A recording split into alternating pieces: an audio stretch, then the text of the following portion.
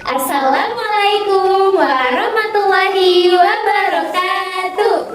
Hai, kami mahasiswi dari Universitas PTII Jakarta, Fakultas Tarbiyah dan Ilmu Keguruan Prodi PIAUD. Kami dari kelompok 2 semester 4. Tujuan dari video ini dibuat untuk memenuhi tugas mata kuliah Manajemen Penyelenggaraan PAUD dengan dosen pengampu Ibu Meti Hazriana Idris, MPD. Dengan saya Priyanka Kaila dan saya Dinda Aulia Zahra akan memaparkan sebuah presentasi dengan judul materi, karakteristik dan konsepsi peserta didik dan tenaga kependidikan pada PAUD formal dan non-formal.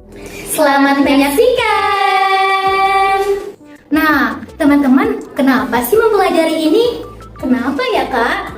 Karena pemahaman ini sangat penting untuk menentukan strategi pembelajaran yang tepat dan meningkatkan kualitas layanan pendidikan anak usia dini. Oh, seperti itu ya, Kak?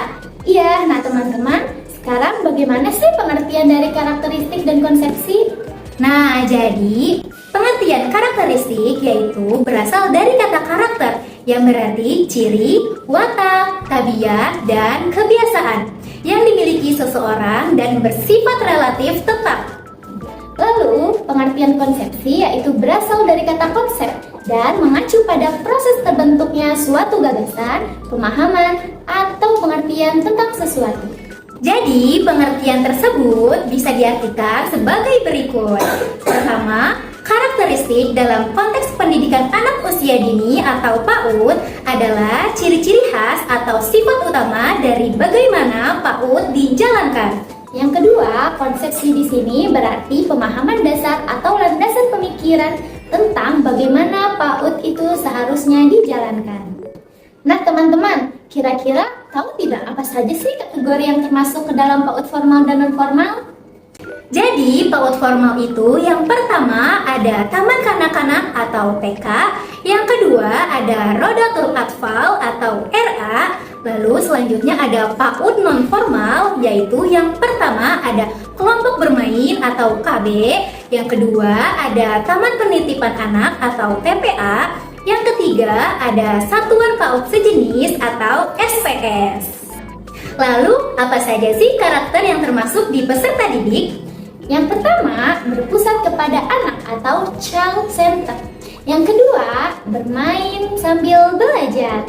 Dan yang ketiga, holistik integratif. Yang keempat, lingkungan yang aman dan menyenangkan. Yang kelima, kolaborasi dengan keluarga dan masyarakat. Selanjutnya, konsepsi tenaga kependidikan PAUD yaitu yang pertama ada tenaga kependidikan tidak hanya guru, tapi juga manajerial dan pendukung. Yang kedua, tanggung jawab menciptakan lingkungan belajar yang aman, menyenangkan, dan mendidik. Lalu yang ketiga ada harus memiliki kompetensi sesuai standar nasional PAUD. Yang keempat, mendukung perkembangan anak secara menyeluruh atau holistik. Nah, materi yang selanjutnya yaitu standar pendidik dan kependidikan. Yang pertama, pendidik harus kompetensi sebagai agen pembelajaran, sehat jasmani dan rohani, serta memiliki kemampuan untuk mewujudkan tujuan pendidikan nasional.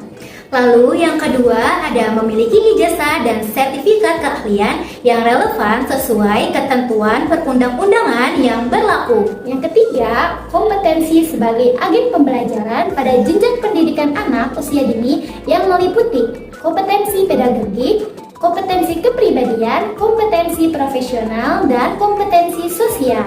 Nah teman-teman, kita sudah ada di tahap terakhir, yaitu kesimpulan. Apa sih kesimpulannya? Yaitu penyelenggara PAUD memiliki peran strategis dalam membentuk fondasi perkembangan anak secara optimal sejak usia dini. Karakteristik utama PAUD yaitu meliputi pendekatan yang holistik, berpusat pada anak, serta menyenangkan. Selanjutnya, konsepsi penyelenggaraan PAUD yaitu menekankan kepada pentingnya kolaborasi antara keluarga, satuan pendidikan, dan masyarakat dalam menciptakan lingkungan belajar yang aman, nyaman, dan stimulatif. Dengan penyelenggaraan yang tepat dan berkualitas, PAUD menjadi fondasi penting dalam menyiapkan anak untuk jenjang pendidikan selanjutnya. dan kehidupan secara keseluruhan. Nah teman-teman, sekian dari materi yang dapat kami paparkan dengan judul presentasi Karakteristik dan konsepsi peserta didik dan tenaga kependidikan pada PAUD formal dan non-formal. Apabila ada kesalahan kata dalam penjelasan, mohon dimaafkan. Teman-teman, kita punya pantun nih. Sebelumnya nanti kalian bilang cakep ya. Otot kawat tulang besi. Cakep. Kalau cukup ternyata suhu. Cakep. Cukup sekian presentasi dari kami. Kami ucapkan matur suwun dan thank you.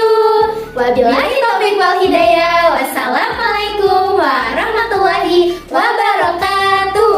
Teman-teman jangan lupa like, komen, dan subscribe ya.